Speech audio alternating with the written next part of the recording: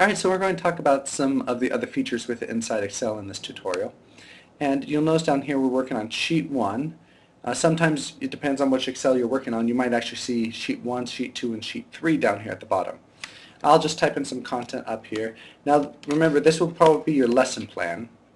And so we'll be looking at your lesson plan. If you click down here, you can insert a new sheet, and you'll notice that that went away. I can always go back and see the information I put on the other sheet. But that's how you can insert new sheets with inside an Excel document.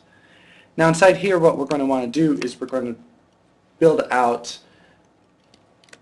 a savings account information from exercises, from the other exercises. So I'm going to put time here, beginning balance, and then ending balance. Now you'll notice that I lost that, so if I click up here at the top and drag, I can actually extend out the length of those. And over here I'm going to go 1 year, 2 year, 3 year. And I could keep typing that out. If I click on this and drag down, notice that as I went to the bottom corner, it turned black. That's where I want to click and drag. You notice it just repeats the threes, but if I click on here and say fill series, you will then change that out and continue out with a series of going up through 12. And so that will help me out figure out that real quickly.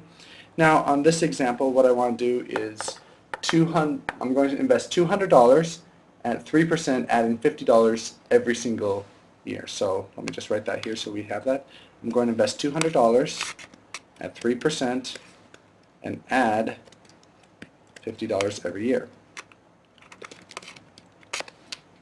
And okay, the plus throws it off, so I'll just put $50 every year. Okay. So now here we start with our beginning balance, which was $200. So I'll just type in 200. Now the ending balance, I could always just figure out this calculation and type it in right there.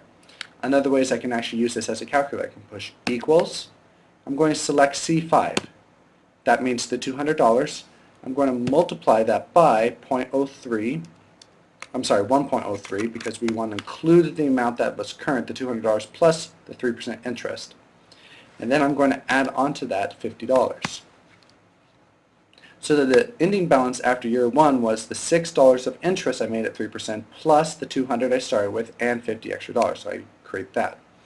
Now I'm going to come down here to the beginning balance, push equal, and then just select D5 and push enter. So that's going to, the ending balance here will be the starting balance of the next year.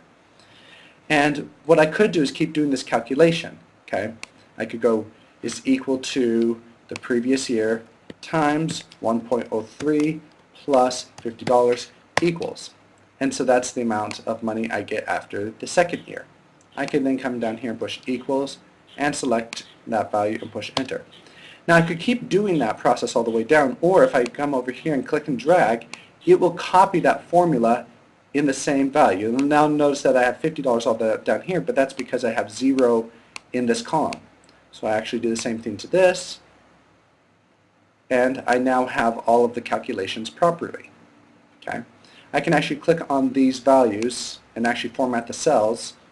So I click those and then right click and then go down to format cells, and inside here I'm going to go currency, 2 decimal places, and I'm going to put a $sign. So that's how it will look, and I'll push OK.